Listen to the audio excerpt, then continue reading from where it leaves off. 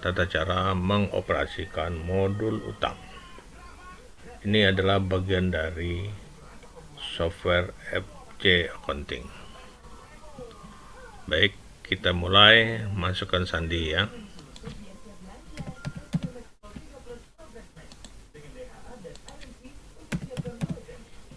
Login. Akan tampil nama perusahaan. Kita masukin sandi lagi. Klik login. Nah, akan tampil menu utama. Untuk mengoperasikan modul utang, kita klik utang. Isi sandi lagi. Klik login. Nah, ini adalah menu utang. Kita lihat daftar kreditur. Nah, ini belum ada ya. Bagaimana cara kita bikin? Daftar kreditur ini itu diperlukan untuk membuat susu perkiraan bagi cat pokon yang subnya berkode HU ya. HU. Kalau piutang berkode PU. Oke. Kita tambah. Misalnya PT Kimia Farma ya. Nah, sebaiknya nih kita isi lengkap, tapi kalau untuk cepat saya simpan aja langsung. Oke. Berikutnya saya tambah lagi, misalnya satu lagi PT ATK, simpan ya. Nah, ini adalah daftar kanan. Nanti akan terhubung dengan perkiraan-perkiraan yang berkode HU ya. Coba kita cek kembali di buku besar ya. Perkiraan apa saja yang terkoneksi dengan HU ya. Oke, kita keluar lagi, masuk buku besar, isi sandi, kita masuk sini. Nah, untuk melihatnya di sini ya, di bagian khusus apa yang kena HU ya. Coba kita cari hutang. Nah, ini hutang usaha terkoneksi dengan HU ini ya. Jadi udah ada yang kena HU ya. Oke, sekarang kita keluar. Kita coba lihat, cek di sini lagi. Tadi daftar kanan. Nah, muncul juga di sini. Padahal ini tadi kita bikinnya di daftar hutang di modul hutang ya. Oke, coba kita tambah di sini ya. Saya tambah. Misalnya PT ART simpan. Oh, sekarang 3 ya. Kita keluar lagi menu hutang. Nah, di sini kita buka, maka kreditur ini sama persis dengan yang tadi di buku besar. Nah, ini keluarkan ART, ATK, Kimia Farma ya. Kalau mau diedit, klik dulu ini, sudah pas ATK, baru ubah. Ini kita ganti. Alat tulis kantor. Nah, kemudian simpan. Nah, gitu ya. Ini mau diubah, klik ubah. Alat rumah tangga, simpan. Nah, oke ya. Jadi cara nambah, cara ubah sudah bisa. Kalau mau ngapus, ini pilih, udah yakin baru hapus ya, hapus. Nah, ini kalau saya klik hapus, nih hapus. Kalau nggak jadi ya kita batalin. Oke. Ini cara membuat daftar kanan untuk keperluan semua perkiraan yang subnya bertanda HU ya. HU ini singkatan hutang. Oke, keluar. Nah, berikutnya kita mencatat transaksi hutang. Kita catat transaksi hutang. Nah, di sini sama persis dengan menu transaksi piutang. Cuman bedanya, kalau piutang kan piutangnya debit, penjualan yang kredit. Nah, kalau hutang ini, hutangnya itu otomatis kredit. Pos lawannya yang debit ya. Coba kita buktikan. Kita klik nomor baru sebagai biasa kalau kita mulai atau ada dokumen baru ya. Nomor baru misalnya tanggalnya sekarang 27. Kita cari. Nah, dia otomatis ya. Yang muncul aja yang HU. Jadi satu pokok yang banyak itu tidak muncul. Yang ada sub HU saja yang dipanggil ya. Oke, kita pilih. Kemudian kita pilih mana Kimia Farma. Misalnya kita beli alat tulis kantor misalnya. Oke, utangnya ke sini. Ini nomor dokumen ini kalau tidak ada ya biarkan saja ya. Ini memang saya sengaja bikin defaultnya aja. Jatuh tempo bisa tanggal yang sama. Kalau ini warnanya udah hitam, ini nggak bisa diklik. Kita harus klik ini. Tapi kalau ini warnanya abu-abu baru bisa diklik. Supaya tanggal yang sama saya pilih. Oke. Nah, misalnya kita tulis beli kertas HPS. Nah, akunnya apa nih? Ini kan ATK, alat tulis. Kita cari, ada nggak? Nggak ada ya. Nggak ada alat tulis. Kita misalnya biaya kantor.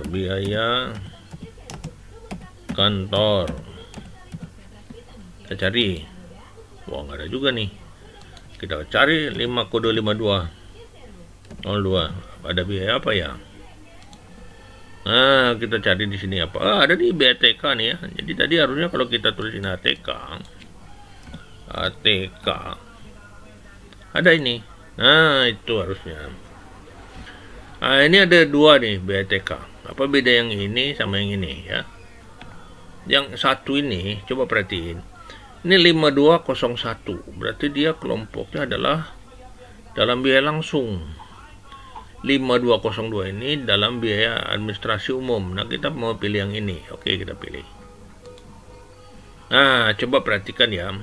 Ini kalau si perkiraan ini tidak punya sub, maka ini subnya otomatis 0. Tapi kalau punya sub, dia akan mengisi juga subnya ini ya. Dia otomatis itu. Oke, kita cari misalnya isi di sini 10 rim ya, 10 rim. Harga satuannya misalnya 400.000.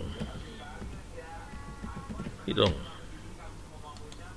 Ada ya 5 juta. Ini kalau saya simpan, maka yang atas ini hutang. Ini akan menempatkan posisi kredit.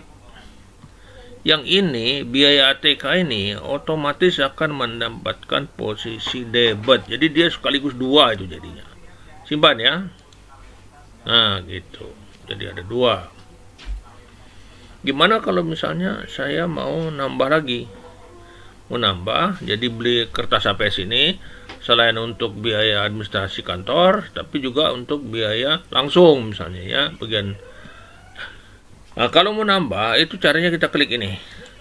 Kalau ini terbuka, berarti bisa nambah. Kalau ini klik gini tertutup, jadi kita harus pilih di antara dua ini mana yang terbuka. Nah, kita klik. Nah, artinya yang bisa ditambah itu pos debit. Ya. Kenapa? Yang bertambah ini akun debit, tapi akun utangnya itu tetap. Jadi akun yang di atas ini permanen ya. Hanya dia menambah nilainya, nanti nilai ini berubah-ubah nih. Nah, ininya yang bisa ditambah ya.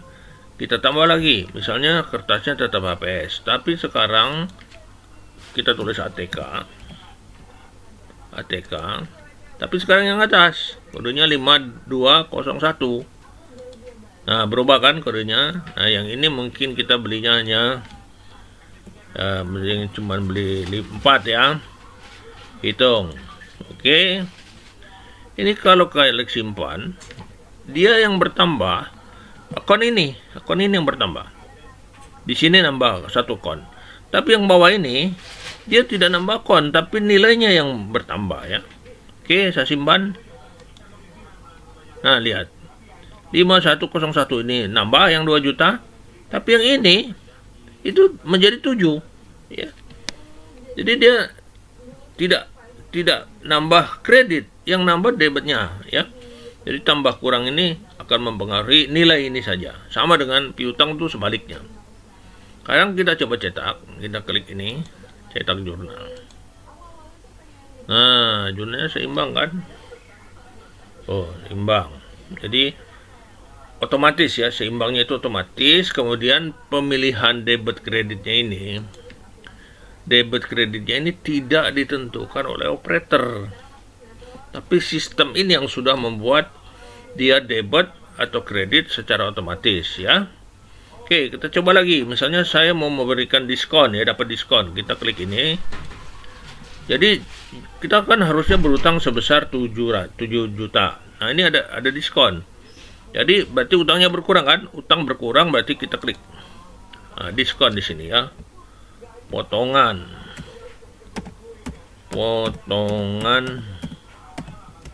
Oh sorry, huruf kecil aja. Potongan beli HPS ya. Jadi ini akunnya kita cari. Potong, cukup ya. Sepotong ini juga bisa. Cari. Nah, kita lihat. Potongan pembelian ya. Jadi karena kita beli, kita dapat diskon. Nah, ini pembelian. Oke. Kita pilih ini. Nah, gitu. Nah, ini karena ini biasanya potongan ini tidak menyangkut trim. Ini yuk kita isi satu saja. Kemudian kita kasih titik. Nah, misalnya kita dapat diskon 500.000 ya. Hitung. Nah, 500 nih, 500. Jadi kalau 500.000 nih karena pengurangan, jadi nanti konsekuensinya utang ini berkurang.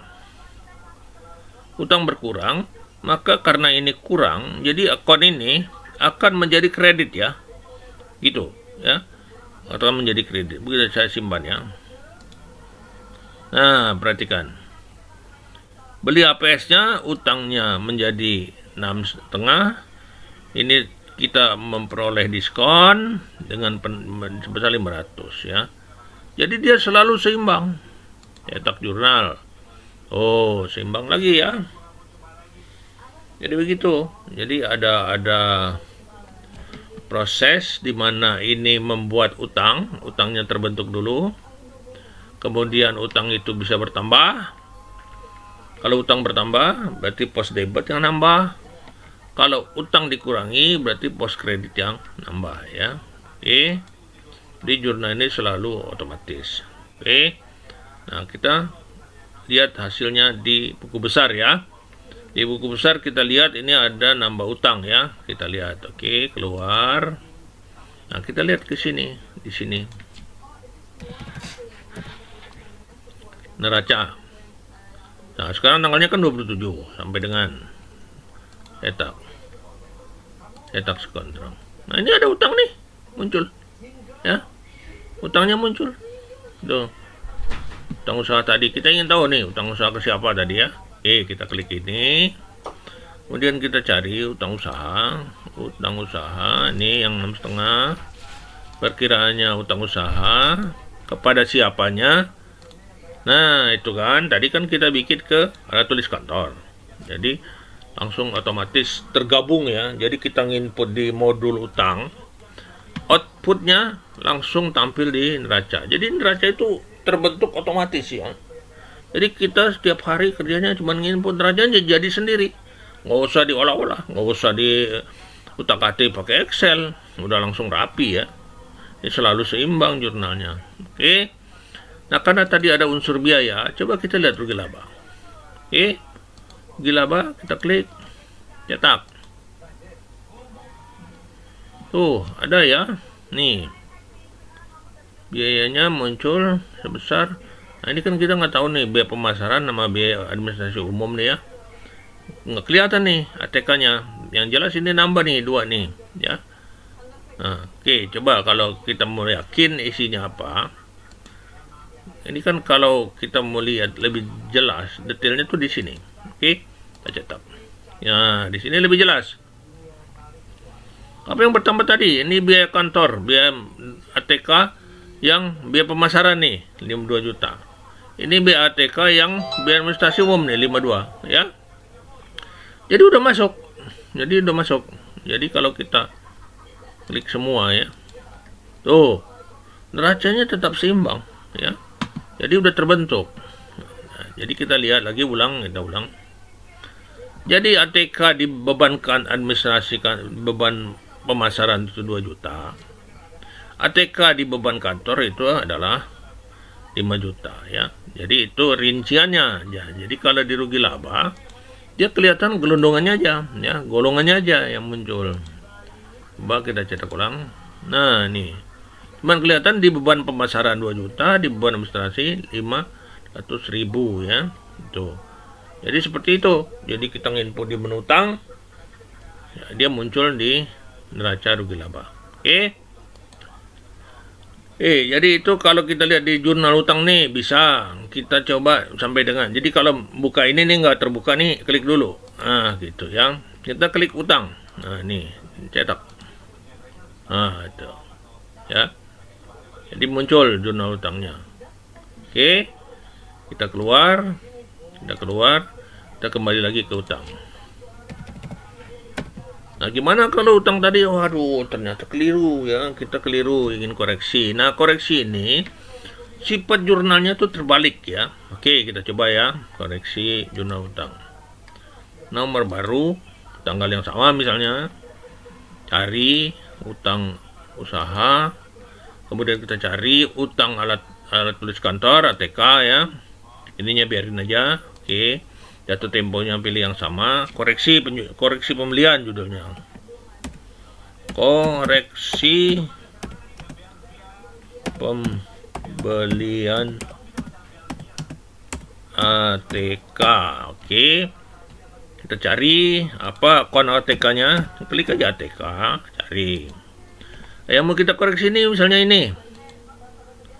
Nah, koreksinya misalnya kita belinya kebanyakan ya, ada satu kita koreksi. Terus ini satu rim ya. Kalau nggak salah tadi dia 500.000 ya, 500.000.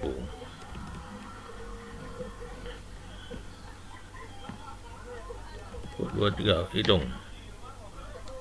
Nah gitu ya. Jadi ada koreksi atas pembelian. Jadi kalau koreksi itu berarti begini. Utang ini akan menjadi debit dan biaya ATK-nya menjadi kredit ya, simpan. Oh ya. Posisi debit adalah di utang, posisi kredit adalah di biaya. Kalau jurnal, jurnalnya seperti itu ya. Jadi utangnya terkoreksi ya. Jadi koreksi itu kebalikannya. Kalau yang pertama itu adalah jurnal utangnya, yang koreksi adalah ya kebalikan dari jurnal utang. Jadi dua ini sepasang ya, ini sepasang. Oke, kita lihat lagi ini buku harian. Ini jurnalnya kalau kita kumpulkan ada di sini. Jurnal utangnya ini tadi ini ya jurnal utangnya. Ini jurnal koreksi utang. Oke. Nah, sekarang kita lihat lagi nih di buku besar. Kita keluar dulu, masuk buku besar. Lihat neraca. Sampai dengan cetak. Kita cari utang ya, utang nah ini. Nah lihat nih, waktu masuk pembelian 6.500.000. Ini koreksinya masuk juga ya. Jadi otomatis dia kita bikin di modul itu di sini muncul. Kalau kita cetak kontrol, nah jadi begitu. Jadi utangnya ada koreksi ya. Nah, biayanya juga otomatis ada koreksi ya. Kita coba lihat. Nah, ini biaya administrasi umum tuh asalnya 5 juta ini di sini ya. Asalnya kan 5 juta nih, terus dikoreksi 500. Jadi 4,5. Kalau kita cetak tuh jadi 4,5 ya. Gitu. Oke. Jadi jelas ya hubungan antara modul utang dengan modul buku besar ya. Jadi semua yang diinput di sini itu pasti ke sini otomatis. Kenapa dibikin ini? Yaitu untuk mempermudah saja, untuk mempermudah operator supaya dia tidak usah input lewat memorial ya. Jadi dia bisa nginput dari sini aja, dari menu ini, sehingga dia tidak repot memilih mana kredit, mana debit ya. Jadi kalau jurnalnya pembelian otomatis biaya itu debit ya. Atau saya contohin lagi, kita beli aset ya. Oke, sekarang kita tambah nomor baru ya. Tanggal yang sama, ini karena masih abu-abu bisa langsung Kita cari lagi misalnya utang usaha. Tapi sekarang kita ke misalnya alat rumah tangga ya, misalnya ini. Jatuh tempo sama tanggal 27. Nah, sekarang misalnya beli kulkas. Nah gini, kita cari aset ya. Aset itu kodenya 1301 ya. Cari, ada apa? Tanah 1301 atau 13 aja. Cari. Nah, kalau ini peralatan kantor. Jadi kita masukin sini aja lah, peralatan kantor. Nah, ini kalau nggak ada ini isi satu saja. Ini unit. Misalnya kulkasnya harganya 6 juta. Hitung. Oke. Ini begitu disimpan, ininya debit, ininya kredit ya. Nah, simpan tuh. Kulkasnya debit, utangnya kredit. Jadi sekarang ada aset nambah ya. Nah, ini ada dua jadinya. Tuh. Tadi ini pembelian APS, ini pembelian kulkas ya. Oke, kita lihat lagi outputnya. Buku besar lagi. Neraca sampai dengan cetak print control. Nah, tuh ada peralatan kantor 6 juta dan kita punya utang usaha menjadi 1,12 juta. Ini apa saja 12 juta? Nah, itu perinciannya kita lihat di rincian neraca namanya ya. Kita masuk sini, rincian neraca. Ini kita print, cetak peralatan kantor. Nah, ini 6 juta. Oke, utang usaha sebesar 12 juta. Waduh, saya mau tahu rinciannya. Nah, kalau mau tahu rinciannya, di sini ada cetak sub perkiraan. Nah, sub perkiraannya muncul. Jadi ini Raja Wali, piutang, sengketa piutang. Nah, ini alat tulis kantor. Tadi kan kita ada diskon. Kemudian alat rumah tangga yang jadi di sini rincian neraca, ini sub perkiraannya ya. Jadi yang ada sub perkiraan muncul. Oke. Nah, ini neraca juga selalu kalau kita lihat kontrolnya adalah kita mesti lihat ini. Ini ya, kontrol ini harus diperhatiin. Ini harus seimbang. Kalau ini nggak seimbang, nanti neracanya ikut nggak seimbang ya. Oke, saya kira itu untuk ininya koneksi ke buku besar. Sekarang kita lihat laporan ya, laporan utang. Nah, kita lihat kartu utang. Caranya ini diklik. Oke, klik ini. Nah, kalau banyak kita nyarinya bisa di sini ya. Alat aja misalnya kita. Cari nama. Tuh, berarti cuma 2. Tapi kalau mau tampilkan semua, cari nama. Nah, ini alat rumah tangga tadi muncul. Ini untuk beli kulkas ya. Ini ATK. Nah, ini ATK koreksi dan beli kertas ya. Kimia Farma belum ada. Jadi kalau kita mau cetak ini saja, pilihnya cetak berkreditur.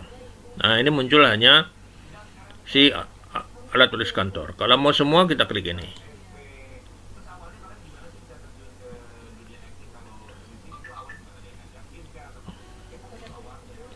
Ini internetnya agak lambat. Nah, ini ya. Nah, tuh. Kalau semua yang ATK muncul, yang alat rumah tangga muncul. Ini dia tampil per transaksi.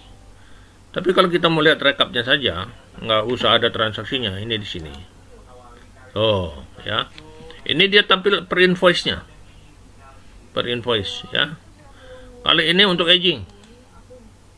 Nah, kita tahu nanti ada utang yang udah lama nih kita nggak ditagih-tagih ya. Kita bersyukur ya. Oke. Nah, itu cara menampilkan kartu utang. Berikutnya kita keluar ini buku harian. Buku harian ini sama seperti, jadi bisa lihat versi bulan ini, versi bulan lalu, atau yang sampai dengan, nah, saya coba yang ini. Kita cetak nota pembelian. Ini bentuk nota pembeliannya. Bukan bentuk jurnal ya kalau nota. Kalau bentuk jurnalnya seperti ini. Jurnal utang. Ah, tuh ya. Jadi yang ini jurnal utangnya, yang ini jurnal jurnal untuk pembelian alat kantor. Koreksinya yang ini, koreksi utang. Nah, ini yang koreksi ya. Sebenarnya terbalik. Oke. Sekira itu penjelasan saya tentang modul menu piutang ya. Kita keluar. Nah, kemudian sementara yang ini udah selesai, nanti kita lanjutkan ke Kasbank. Keluar. Keluar.